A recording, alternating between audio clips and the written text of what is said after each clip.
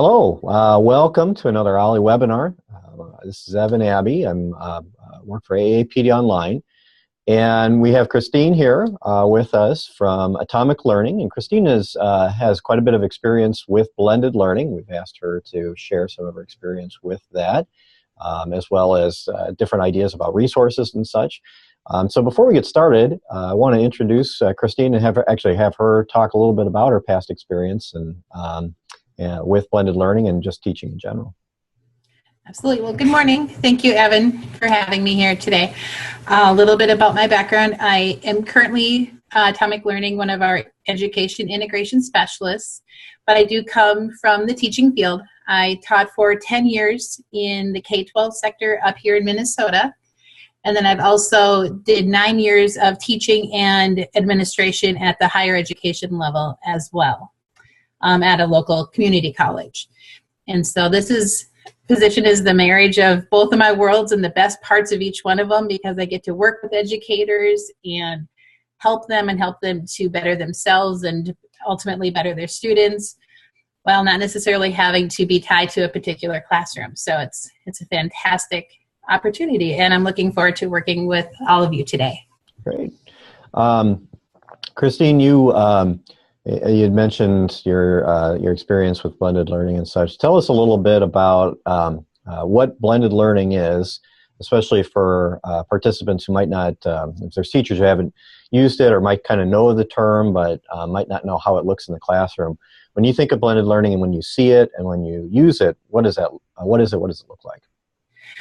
For me, blended learning can take a lot of different forms. The main heart of blended learning is the blended part.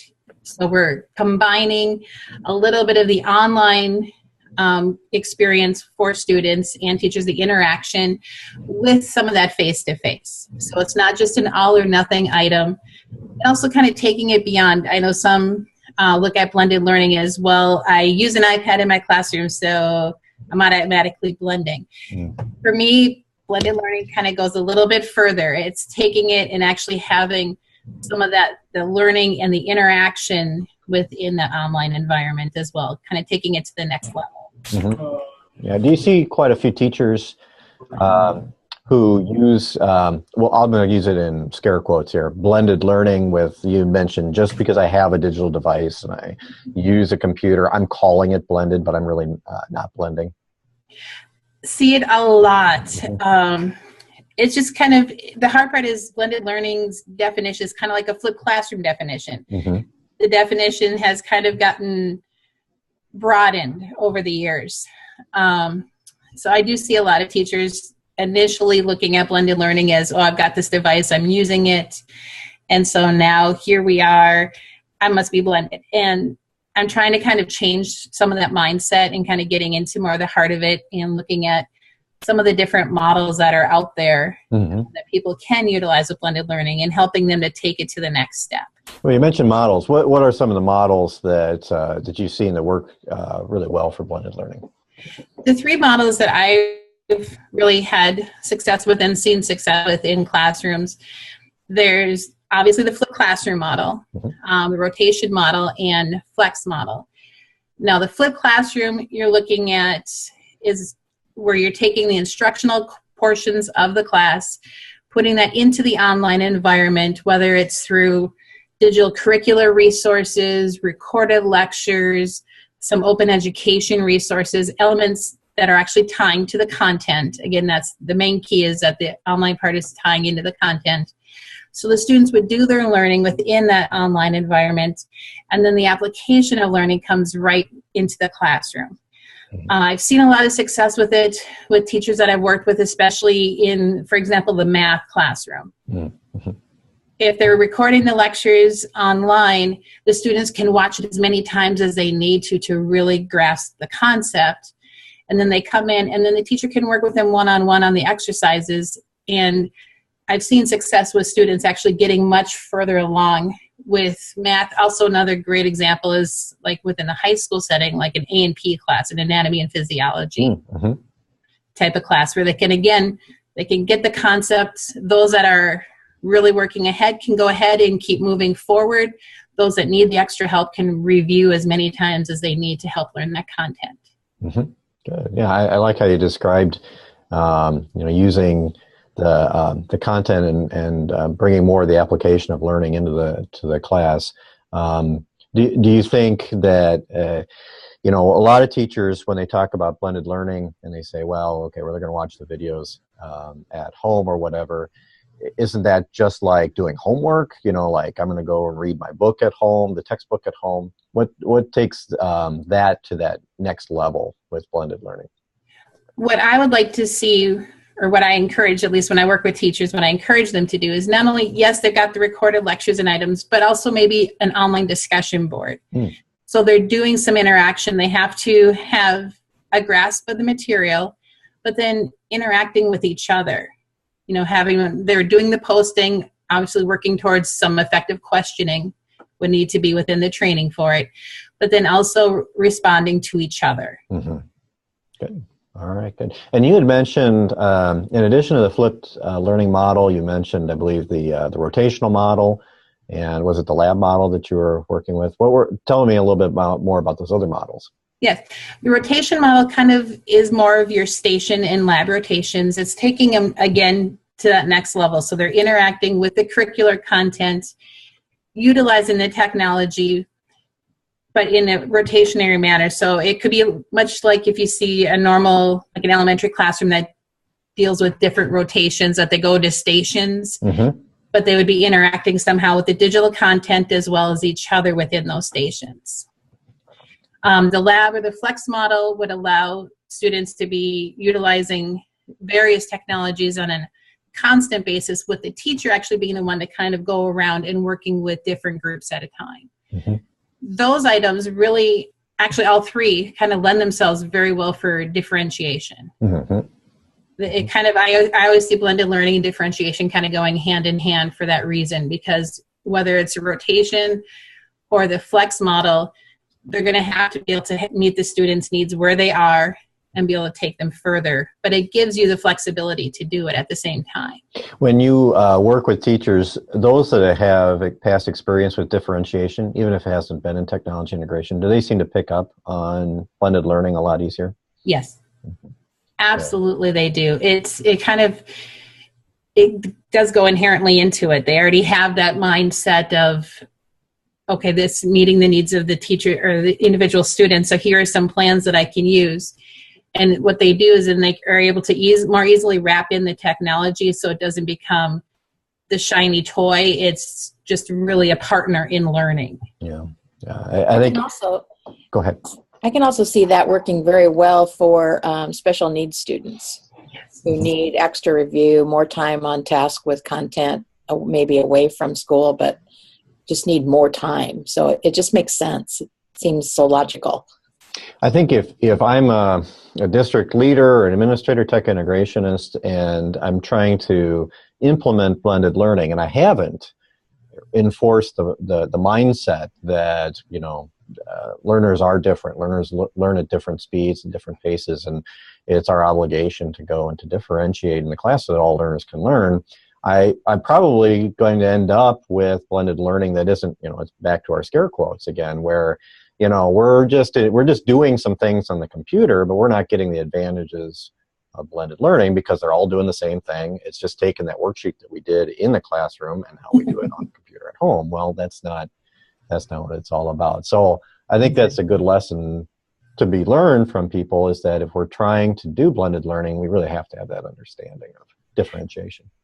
I absolutely agree. I think it's a very key component. And Peggy also, it helps all spectrums. That's the best part about it, is you will get the students with the special needs that may need some more review work or some more concentrated focus work, but it will help the gifted students as well at that upper level that sometimes get forgotten because they're doing well, or they don't have to worry about passing that test later at the end of the year. They're going to do fine.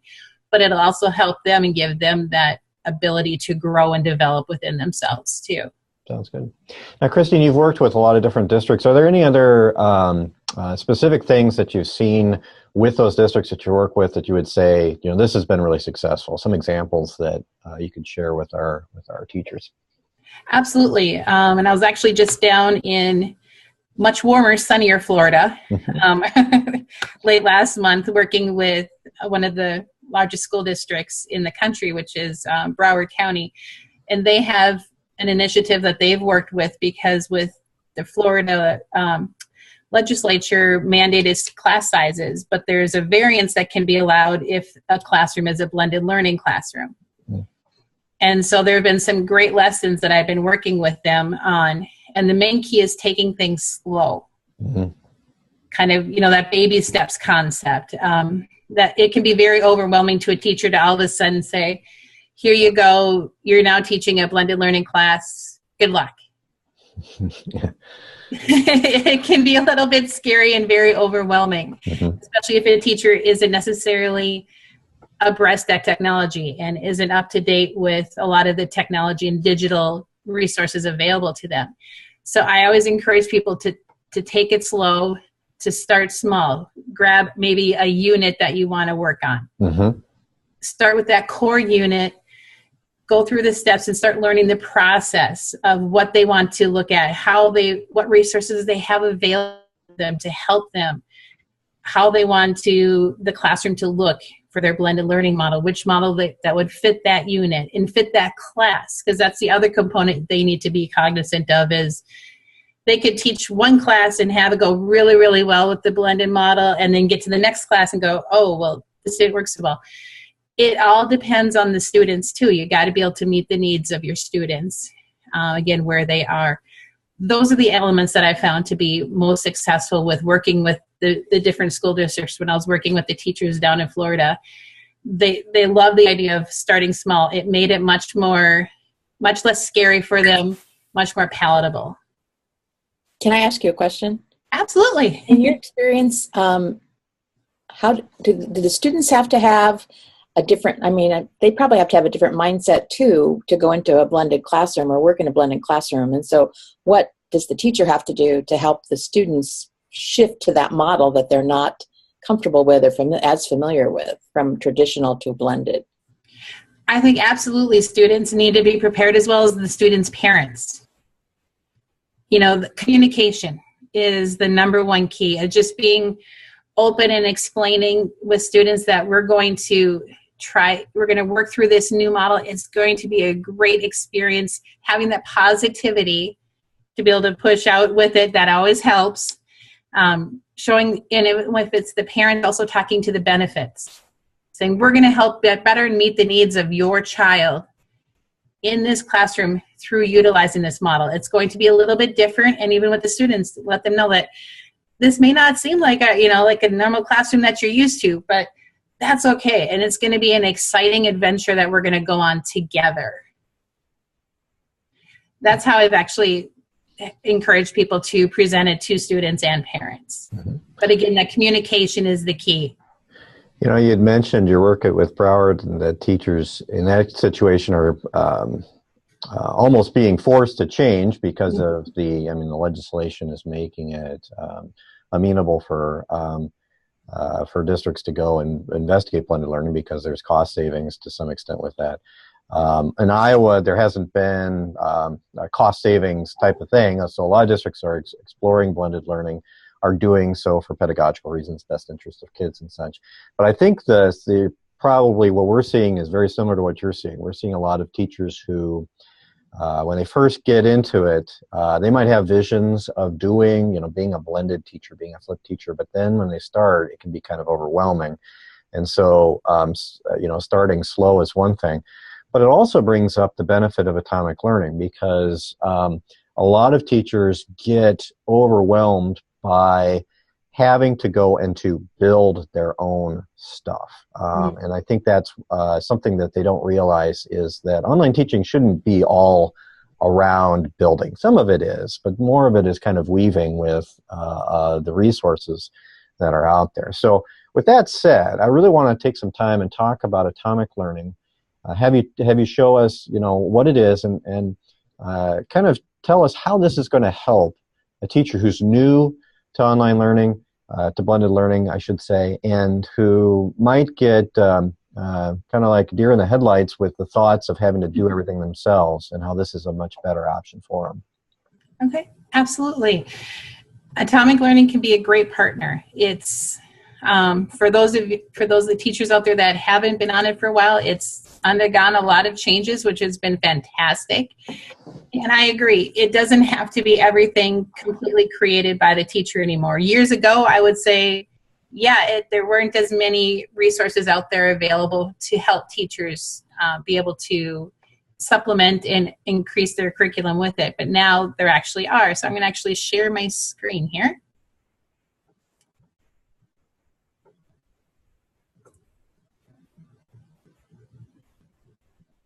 Okay.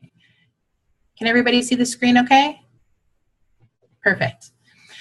A few items I just kind of want to explain a little bit with Atomic Learning. It is a great learning resource for you and for your students. Some items that can help teachers get going with understanding how to do some integration in items, including integrating the 4 C's into your classroom. It's a fantastic way to get started with a blended situation. It'll help show actual classroom examples of how things can be integrated into your classroom to help your students meet those 4 C's. And how this will help you is it'll be responsive on any device as well. So if you find something that you want to use in your classroom with your students, you can definitely just log right in. All parents, all students, staff, everybody in Iowa has access to Atomic Learning's resources through the AEAs. And so your students, if you want to, here, I'll show a great example because I know many people do the Google apps, and Google Classroom is a popular one. So it'd be a great one to get started with blended learning. But how do I teach my students how to do it? Well, they can actually go and teach themselves in a way with it, utilizing the resources, because we have a Google Classroom training, and down here at the bottom is using Classroom as a student. So the student would actually be able to go in, and the teacher could instruct them which videos that they want to use as part of the assignment. They can go in and view these on their time, again, being able to review as necessary to help them learn the concept, and then be ready to go when it comes to utilizing the actual Google Classroom. We've got a ton of great resources. If those that prefer Office over Google, I know there are some still, some still out there. So we have the whole Office suite. For example, this is OneNote for organization and collaboration within a classroom content setting. So it's going into creating content or multimedia, collaborating with things, project files. Excellent, excellent resources to be able to help out. Now, to also help teachers get used to the online environment, because that can be one of the items that can get kind of tricky sometimes, is, well, I'm not familiar with teaching online. How do I start a great discussion post, or how do I get things going? We have an item called Effective Online Discussions, which goes into the benefits of online chats, as well as things to consider, selecting a topic properly, looking at different resources, how to foster the community and collaboration online. Excellent resource, as well as creating engaging lessons online. Again, being able to really help teachers understand not only the concepts behind it, but how to actually do it. Our goal with Atomic Learning is to help educators, because we know ultimately if we can help develop the teachers, we can help the students as well. And everybody wins at that scenario. So this is a great example, again, of the online lessons. So getting into some basics, kind of talking about the content and guiding research and actually delivering the content. It gets into, like Evan asked his question, to create or curate. Which way should we go with a particular lesson? It'll give them some great ideas to consider as they move through. And again, if you're differentiating, scaffolding and differentiating some online lessons as well. So there's just fantastic resources in here. If you're looking at flipping your classroom, we have a webinar built in here by EdTech Teacher, one of our partners. that talks about the flipping of the classroom.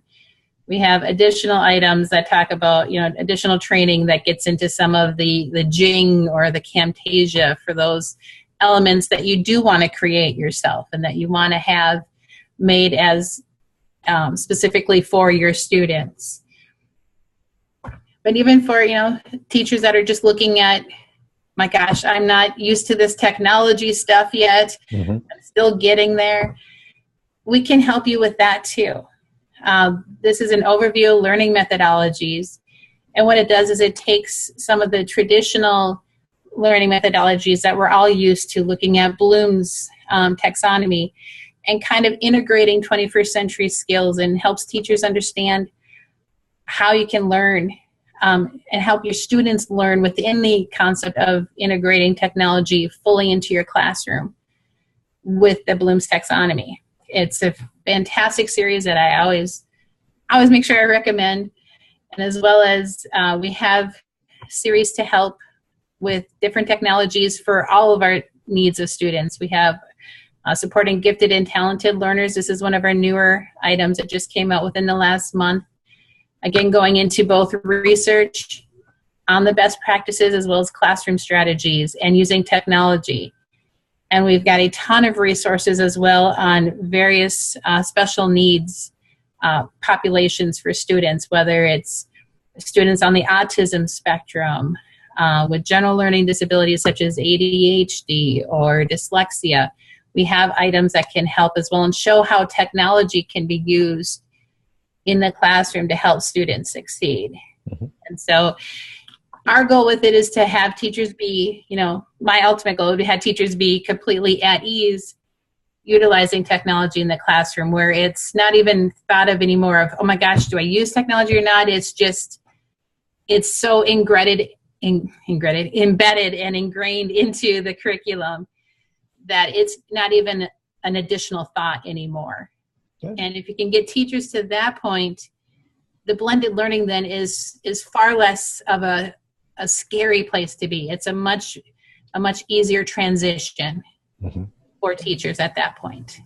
A lot of our teachers who are the trailblazers of blended learning within classrooms in Iowa are familiar with atomic learning. If you're watching the video and you're not familiar with atomic learning, Iowa AA Online has a lot of resources on it to help out with it. AAPD Online has even some courses on it, as well as a self-paced course on atomic learning.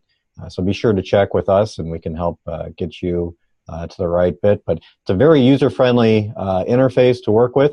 At its heart, we kind of know it as videos. We watch videos for like tutorials for technology on how to learn, like Google Apps and other things like that.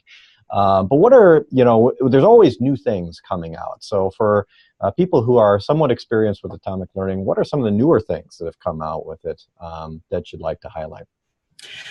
Some of the newer things include some of these learning strategies or more the pedagogical work that we've been doing. Another great element that we've added over the last few months have been a fantastic set of series on college and career readiness. So for example, if I go into just a general search function, it's as easy as typing in the word college. And we get to our series. There's 37 of them so far. And these kind of shift to some of the new learning model that we're moving to, which is our learn it, do it, see it, improve it. And so these will have, let me go into this one. Actually, I'm going to go into one other one I saw down here. Where do I go for academic support? So what these will have, they'll have your objective at the very top. And then they're going to have what are called learn-its, which would be the content that the student would actually go through and step through and learn. And then at the bottom, there's also going to be a do it for an application of that learning. So sometimes it's going to, here, I'm going to open this up in a tab. Sometimes it'll be that they have to do journaling. Sometimes it'll be that they could do an online discussion board. This one, they're actually going to be writing a reflection about the content and, again, applying that learning that they learned earlier. So what we like to, I call them kind of classroom ready. It's kind of little mini lessons ready to go. Further down the road, we will actually be, our product team is currently looking at doing some product items where they can actually interact and collaborate right within the site. But that's going to be a little bit further down the road yet. But this is one of the items that I do like to let people know that is also out there, because college and career readiness is so important for today's items. And I do apologize, my neighbor's dog is apparently barking quite loudly today. What was that? You said you call it was learn it, see it, something, do it. What was that again? Learn it, do it, see it, prove it. Learn it, do it, see it, prove it. What I really like about that is it, just like what we were talking about earlier, is extending our notion of blended learning, and especially like in this case, flipped learning, beyond just the basics of what kind of homework was. Yes, you can go and watch the videos, but there's also these extension activities. Teachers for a long time could go and create those extension activities around Atomic Learning videos. Now what Atomic Learning is doing is it's providing more and more of those extension activities for you. And in this case, so the one we looked at here, this could be acted as a prompt. You could go, you could take that exact same thing, place it in your learning management system within your forum, and you've got your wraparound activity closely aligned with the curriculum already done. And so now we're getting beyond not only the content, but also the activity part, where those are resources that are available for teachers. So absolutely. And it doesn't matter what LMS you have, as long as your LMS is LTI compliant. We have the tools that can help get set up to make embedding this right into that LMS a very easy process as well. Mm-hmm. And just to clarify, so if you're users of Moodle, Canvas, or Schoology in Iowa, there are some others, but those are the main three. They are all LTI compliant, and so they have the ability to work with that. In fact, I'll give you an example of our Moodle server and its integration here in a few minutes. But before I do that, any other things that are new that you wanted to highlight for viewers? Just being aware that we do have the instructional content, and the pedagogical content is very crucial for me to get. I couldn't say it enough times that we have a great resource bank, and the easiest way to find that is right from the home page in the search tab. I'm just going to show you how to get there really quick. If you hit advanced filters and then all categories, show only workshops, that will get you to the core of those items. And if you notice, there's 99 of them now, so it keeps growing. It must have grown by yet another one. Even since I talked with some of the great Iowa AEA people last week, looks like we grew by another one. So it's everything from how do I get my students writing to internet safety. Again, the tech for students with different disabilities. We've got a great range of items to help you develop professionally while integrating technology into your classroom. So definitely make some great utilization of the resources. To also be aware, some of our items that we can work with students on also have what are called skills assessments at the end of them. So for example, let me go into our research paper basics. So if you wanted to have your students look at research paper basics utilizing APA through Word, they can actually go through and do the different guidelines, and then at the end there are assessments that they can take to go along with it. So they can be assigned out by the teacher. The students could take them at multiple different times, and I can actually show you the variety. Let me go back home. I can show you the variety of different items that we have the assessments available on, because again, not having to recreate the wheel if you don't need to recreate the wheel. So if you're utilizing any of the Google apps and you want students to integrate and learn some of the items with Google, if you take a look, whether it's docs, forms, sheets, slides, we've got assessments to be able to help too. And the assessments can also be embedded right into the LMS as well. Mm-hmm. Good. Hey, I'm going to get control of the screen here. I want to show the process on our LMS. Again, we support Moodle hosting in the state, but we also work with your district. If your district would like to use, for example, Canvas or Schoology, we help with setting up that and getting those integrations working for that. I'm going to share my screen here. I've got to make sure I share the right one. There we go. So this is an example of a Moodle course, a fictional one. I'm teaching Australian, it looks like here. And so the process of the integration works out pretty well when you go to add in a new resource. In Moodle, LTI integration is called an external tool. You just click to add that. And then I'm just going to call it an atomic learning sample.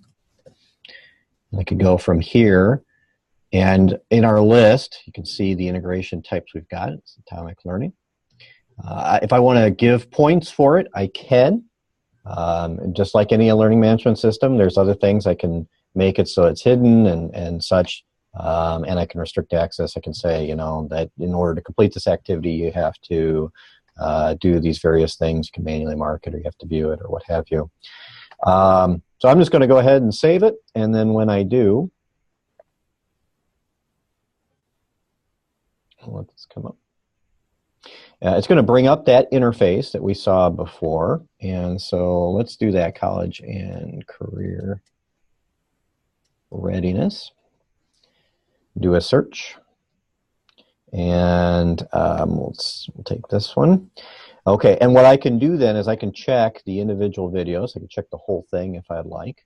I'll just check some here, and then I could go under the do it, put in that link if I'd like, and I can preview it. And so what I've done is I've made a playlist, just that simple. I click submit, and then if I go back to the course here,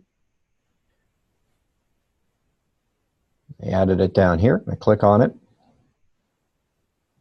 and there it is. So then students can go in, they can click on it, and then it'll track their progress as they're going through, and you can see on your end, you know, who has seen the videos, how much have they seen, that type of thing, if you wanted to manage that. And I could give points based on if they've completed, or I could just leave it as an activity. But that's the type of integration that it is. It's really, I never had to leave Moodle in this case. You don't have to leave Canvas, you don't have to leave Schoology. It's all right there. It brings all of those resources right to your fingertips, which is very beneficial. So I'm going to give control back to Christine. One question that has come up is, you know, if I want to get help, if I'm on the site and I want to get help from people at Atomic Learning, how would I do that? Okay, absolutely. There's a couple different ways. Come down here, right down here, right at the very bottom of your home screen. We do have a customer service email contact, so it's just cs@atomiclearning.com. And there is also a phone number that you can call in directly. But we also do have a button that gives online requests for help. And so if you weren't, you know, maybe outside of the normal 8 to 5 work time, or didn't want to email directly, you could fill out this request as well. Please be as detailed as possible with the questions that you do have, and letting us know if there's a platform, and then give a description as well as your contact information, name, email, your organization, so what school that you're part of. And then we do get a hold of you. It is our goal to be in touch with you within 1 business day, working actively on the solution. So those are 3 different ways that you can definitely get a hold of people. I am always available. It's C, J as in Johnny as in Edward, G as in George, ER, S as in Sam, @atomiclearning.com. I didn't want to try to make anybody guess with Jegers. So. And we do have Christine's contact information too. So if you ever need to get a hold of us, we can get you in touch with Christine. So good. Absolutely. Good. Well, Christine, we've taken a look at a lot of different things with Atomic Learning and how they can fit in to blended learning and the concept of it, and as well as looking at your past experience with it. I do want to thank you for taking time to meet with us today. Any other things that you want to share with our audience before we close out our webinar? Well, thank you very much for having me today. It's an honor to be able to work with Iowa educators. And just remember to always take a breath in, to take it slowly, and we'll definitely be here to help get you there. So I think that's great advice. I think the starting with, as you said, just one unit and kind of working on that and blending that unit before trying to do anything else, and trying to get that one done and work on it, you know, even a couple of times, a couple of years or whatever, before feeling like you got to go and do beyond. That's good advice. So, all right. Thank you very much. And again, this has been another OLLIE Community Webinar. Please tune in next time. We'll be looking at some other features and having other teachers and educators from across the state talking to us about blended learning. Thank you, everyone.